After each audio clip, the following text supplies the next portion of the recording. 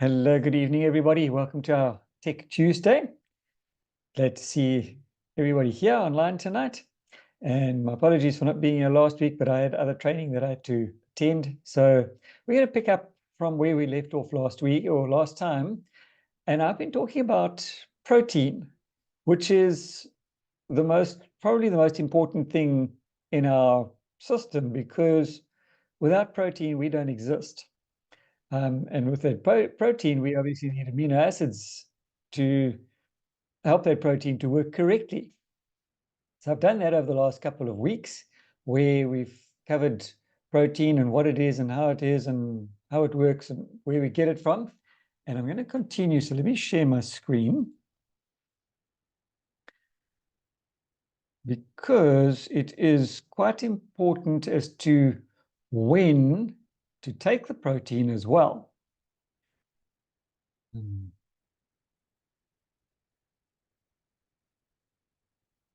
It's not just the fact that protein is important, but it's when do we take it? Do we have it all the time? Do we have it end of the day, in the middle of the day? When is a good time? So consuming high quality protein at every meal is an important part of successful weight management and is key to retaining or building muscle. Remember, protein helps us to feel full, but it's also there for an athlete. They obviously need extra protein, but all of us need protein.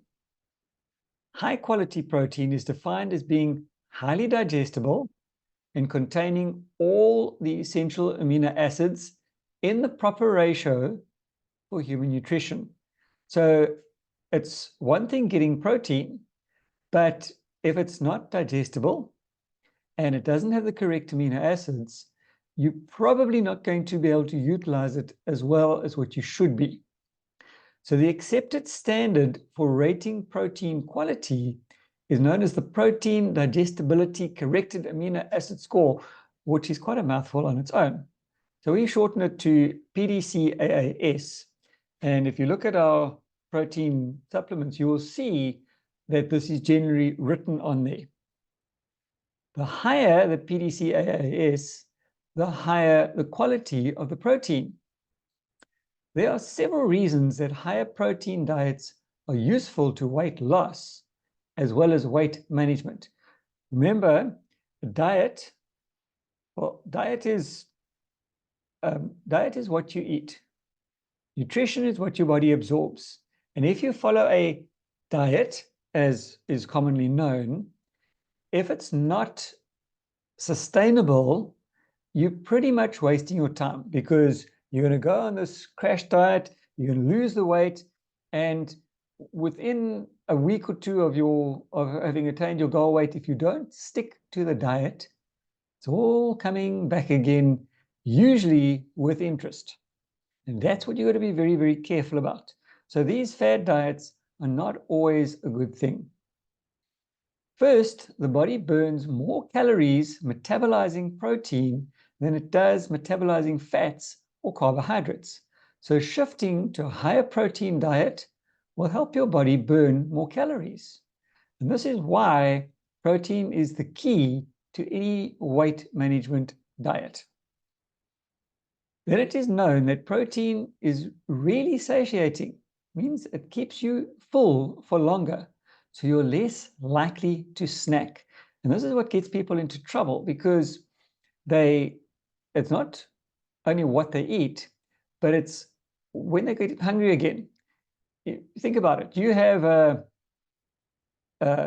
high carbohydrate snack, and it's a simple carbohydrate, meaning loaded with sugar, and you feel full, but half an hour later, it feels like you've never had anything to eat for the last 5 days. So you grab something else and you snack on it, and it makes you feel full for a short while, and so it goes. And before you look twice, you can't see your feet. But if you have a good protein, you're not going to feel that urge to snack on something, because you're already feeling full and your body doesn't need anything else. So how does protein do this? First, by slowing the gastric emptying compared to carbohydrates and fats, which make you feel fuller, and secondly, by influencing the secretion of hunger and satiety hormones, the body's energy balancing systems. Remember, our body is a finely tuned machine. Protein stops the secretion of ghrelin, and at the same time, it stimulates the secretion of satiety hormones. And ghrelin is that thing that gives you that grumbling tummy, or that's ghrelin being secreted. These satiety hormones, pardon me, make you feel satisfied and help to curb your urge to eat. So next time somebody says, "Oh, I'm starving," give them some protein. And that can be in the form of a piece of biltong for international people, otherwise known as jerky, or something along those lines, nuts, that kind of thing. Now, the latest research in protein consumption, nutrition, and weight loss indicates that it is not only the consumption of protein that is important, but also the time of day the protein is consumed that has a pronounced effect on satiety and weight loss. Research shows that consuming a protein-rich breakfast has a positive effect on satiety and helps to keep the satiety system activated throughout the day, which contributes to consuming fewer calories and to weight reduction. Does the breakfast pack sound familiar? The satiety effects, as well as reduced hunger and cravings after consuming a protein-rich breakfast, have even been measured in the brain using a high technology technique called functional magnetic resonance imaging, or fMRI. Don't worry about these big fancy terms, but be grateful that other guys are doing all these tests for us. And again, recent research has also emphasized the benefit of regular protein consumption throughout the day, a concept which is called protein pacing. And this is why with our weight loss pack, you will have a high protein breakfast as well as a high protein lunch. And for supper, you can have your normal food, as long as it's not a high carbohydrate. This means that it is far better for the body's retention of protein and muscle building to have a reasonable amount of protein, meaning 20 to 30 grams, at a few time points throughout the day, rather than in a single high protein meal at the end of the day. So have a high protein or a decent amount of protein for breakfast, a decent amount of protein for lunch, and that'll save you having to have that very large steak or piece of fish for supper. If at all possible, it is also generally recommended to avoid late night dinners and take in more of the day's calories earlier on in the day, either at breakfast or at lunchtime. And it's been suggested that breakfast should be your biggest meal of the day, and also obviously your first meal of the day, and gradually becoming smaller meals as the day continues. So to give yourself the best chance to lose fat and build muscle, it is important to incorporate high quality protein into your daily meal planning. And if you are not getting it from your diet, you need to get it from a quality protein meal replacement that has got all 22 amino acids in it. If it doesn't have the 22 amino acids, it is not a complete protein and not going to be as effective. So now the next question is, and you'll quite often get this these days, is collagen. And I've had plenty of people ask me, do you have collagen? And I can confidently say, no, we don't have collagen because it's not needed. And this information that I'm using now has come from John Miller, who is the Neolife SAB director, and he knows his proteins. And according to him, there seem to be hundreds of products where few to none existed before. And as he says, that always makes a person wonder, when did collagen protein come on the market? Not that long ago. A couple of years ago at the very best. And now everywhere you look, this one's got collagen, and that one's got collagen, and this thing's got collagen in it, and there's a collagen supplement here, and a collagen drink there, and a collagen coffee there, and every single person seems to have collagen, and people are looking for collagen, but it was never a thing before. Now, according to John Miller, a product technologist and a researcher, this is what his job description is, we should always ask the following questions when a new, unknown product suddenly becomes the latest hype. What is it, and why would I want it? Is there some new magic to it? Is there some previously unknown component or exciting new research that drives all this interest? So when people say, but they say, who's they?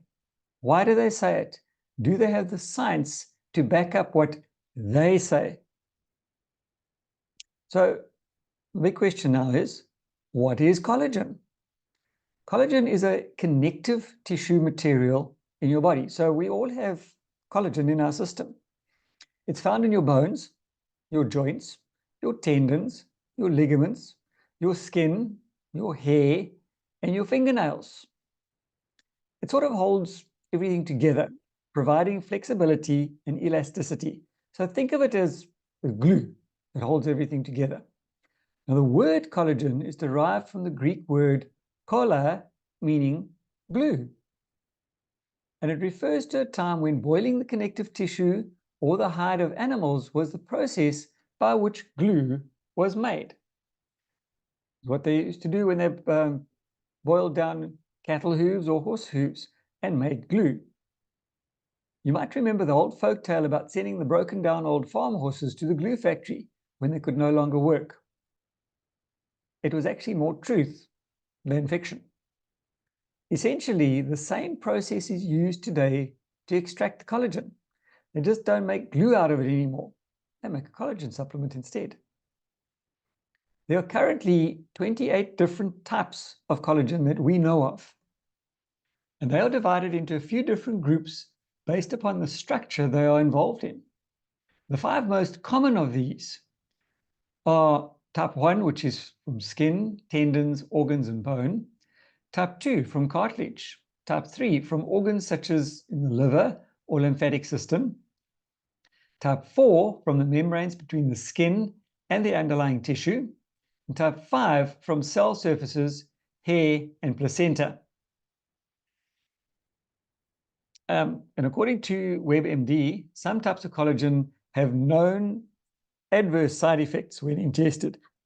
For example, type 2 collagen reported side effects including stomach problems, headache, dizziness, sleep disturbances, and hepatic or liver dysfunction.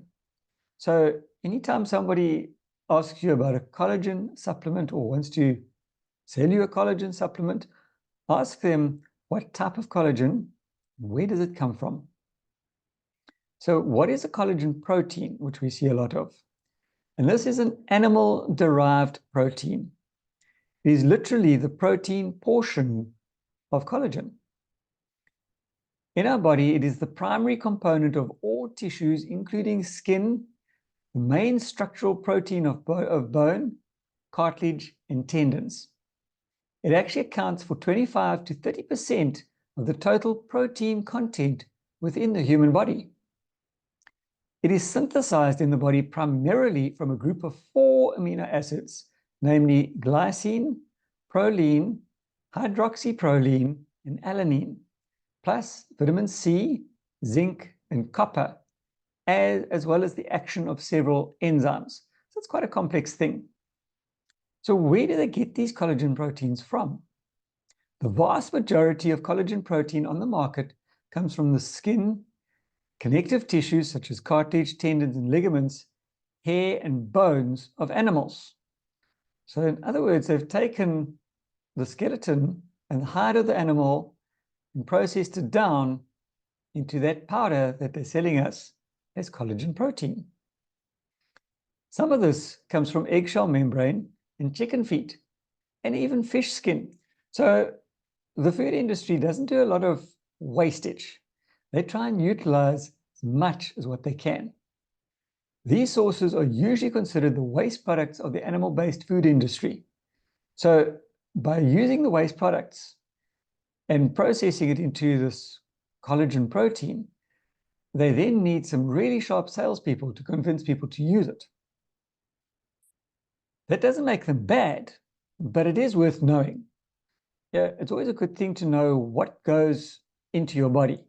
And sadly, there's a lot of things that we do push into our body that we don't know where it comes from or what effect it's going to have, yet we take it anyway.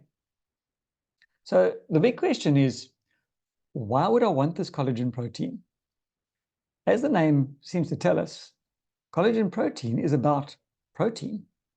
And as we all know, or should know anyway, high quality, complete dietary protein is important to obtain every day, which is what I've been talking about already. Proteins are about the amino acids they contain, which are the building blocks of life the protein provides the body. Taking a close look at the amino acid content of a protein can tell you a lot about its potential value. Collagen, like gelatin, is a nutritionally incomplete protein. Its protein quality score, PDCAAS, is 0. It is missing at least one of the essential amino acids, namely tryptophan. And the body needs tryptophan for normal growth and development, especially for infants, and nitrogen balance in adults. So what is this nitrogen balance and why do we really care about it? A quick comment on that from an old but still valid reference from the Journal of American Medical Association, JAMA. Studies on human subjects have repeatedly shown that if any one of the essential amino acids is lacking, the others are poorly utilized or may be excreted with a resulting negative nitrogen balance. This phenomenon explains the poor biologic value of certain dietary proteins, such as gelatin, which is very low in tryptophan. Tryptophan is also the essential amino acid the body needs to produce serotonin and melatonin, which are critical for sleep and mood stability. Collagen protein is nutritionally imbalanced with an overabundance of some amino acids and an absence or near absence of others. In other words, really just trace elements. And here are a few examples of what that means. We all know that there are 22 amino acids delivered in every near-life protein product, which is why the near-life protein products have a PDCAAS score of 1, or in fact, the near-life protein is 1.8. In contrast, most collagen proteins only list values for 16 to 18 of these amino acids. The single amino acid, glycine, is the dominant amino acid in collagen and alone can account for up to 35% of the total content. Collagen proteins contain little or no cysteine, which is important for glutathione production. Cysteine, which is closely related to cysteine, is involved in immune cell functions. Glutamine, which is important for the recovery from injury and protection during chemotherapy or radiation. And asparagine, which is required for brain development and function. Though promoted by some companies for muscle building, collagen proteins are relatively low in muscle building branched chain amino acids, or BCAAs. Near-Life Shake has 2 to 3 times more muscle building BCAAs than collagen protein. So where does this leave us? There is no doubt that getting all the amino acids you need each day is fundamental to your health. It is also true that certain amino acids play different roles in the body, either individually or synergistically with others.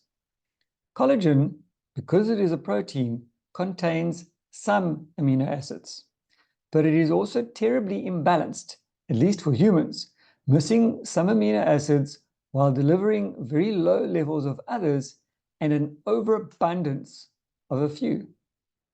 There is scant scientific evidence to support benefits of ingesting collagen protein. While the amino acids in the protein are absorbed, they do not specially reassemble as collagen in our body and tissues. Eating collagen will not make more or new collagen in the body. So the question here really boils down to why? Why would I want to take a protein supplement that does not fulfill my body's overall protein and amino acid needs? And why would I want those amino acids to come from something typically thought of as the leftovers of the food industry? John Miller does not pull punches when he talks about this. Those are personal questions that each of us must answer for ourselves, especially when you consider that clinically tested and proven Neolife Shake has none of those shortcomings. Now, I know this is a generalized talk, so I'm not specifically promoting Neolife, but the science is there. And if you want to know more about it, please contact me or whoever shared this with you. Indeed, it provides 22 amino acids involved in human nutrition from the highest quality, most biologically functional sources in the world. So you need to make your own decision. I've already made mine, and I have mine regularly. That is the end of my protein talk. So we still have a few minutes. Does anybody have any comments or questions before I stop the recording? Yeah, it's amazing how many people do take extra collagen, but I've heard about that, but I didn't have the info what you shared with us tonight, and now I'm able to share it with other people. Thank you very much, Sean. A pleasure. Well done,